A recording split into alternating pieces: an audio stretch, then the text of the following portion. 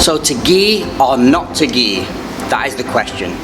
Welcome to Evolution Gracie Jiu Jitsu, and today we're going to be talking a little bit about the advantages of training either in the gi or without the gi. Now, there is a lot of debate at the minute about should I train gi, should I train no gi.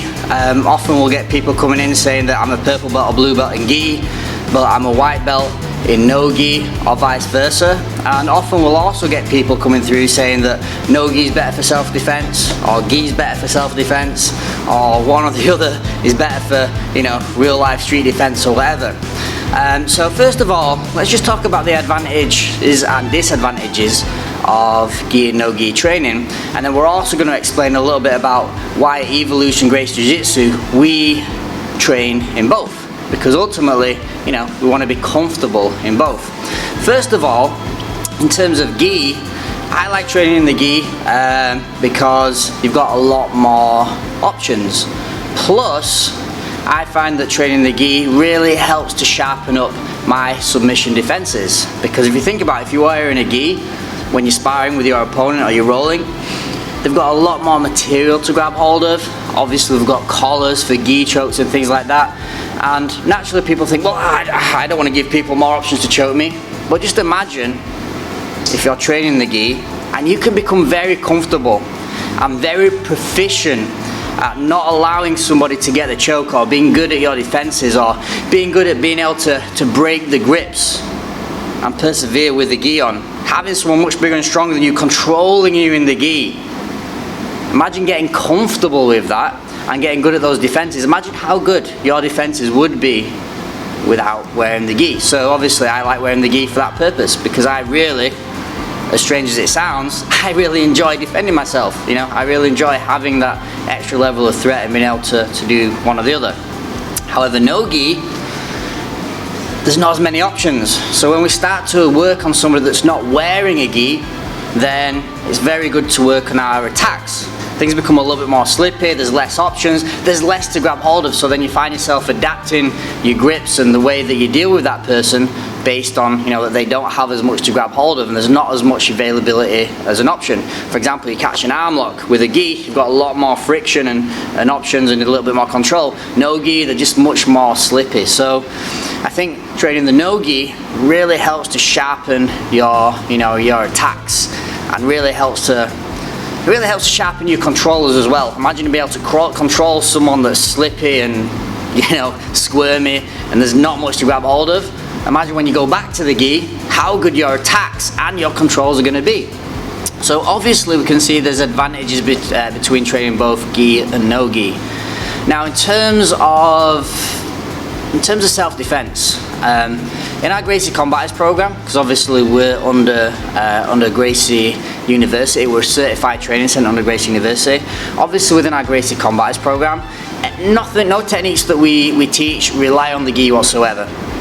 And that's just because when we're teaching Gracie Combatives, we want people to be comfortable at using the techniques no matter what their opponent's wearing. So, you know, you shouldn't have to rely on the gi. So when you're doing a technique, again, it's not reliant on somebody wearing a gi or not to make that technique to work. So, you know, no matter what someone's wearing, whether they're wearing, you know, just a pair of swimming trunks, or whether they're wearing a jacket, you know, we should be able to do that technique no matter what. So we have techniques that rely completely on no gi.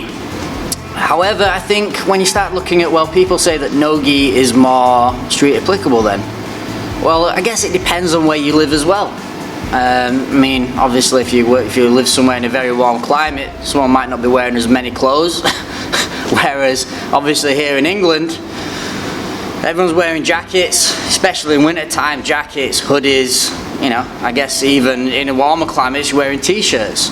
So then it makes sense from a self-defense perspective to get good at training with the gi on. Because imagine if you're wearing a jacket, you're out and about, you get into a fight, but you're not comfortable with someone grabbing hold of you. If someone grabs hold of you, they grab hold of your collar, they bring you in to throw punches at your head or whatever, or, you know, you're just getting caught up and tangled up in your own jacket, and you don't know how to deal with that because you've never learned how to break grips, because you don't feel comfortable someone grabbing your clothing, then obviously, you know, training in the gi in that respect is actually more street applicable. Again, we don't want to rely on it, but we have to gain that comfort in it as well. Plus, if you know some gi chokes, there are, you know, some really nice chokes that you can do, or submissions that you can do wearing the gi. Not just, you know, not just chokes, but all, you know, kind of submissions that you can do gi related that work just as well on a jacket, and they also work just as well with someone just wearing a t-shirt as well. So from street applicable variation, all these, you know, all this talk about, well, no gi is more street applicable. Well, you know, wearing a gi, depending where you are. I said in England we wear clothes, then obviously, you know, it's important to get comfortable at wearing the gi, learning the different gi submissions, and also getting comfortable being controlled in the gi as well from that perspective. So as you can see, there's advantages and disadvantages to both. Obviously, if you're more into competition and you know that you're predominantly going to be doing no gi competitions and that's kind of what you're into, then fair enough. If you predominantly do gi competitions and that's what you're into, then fair enough.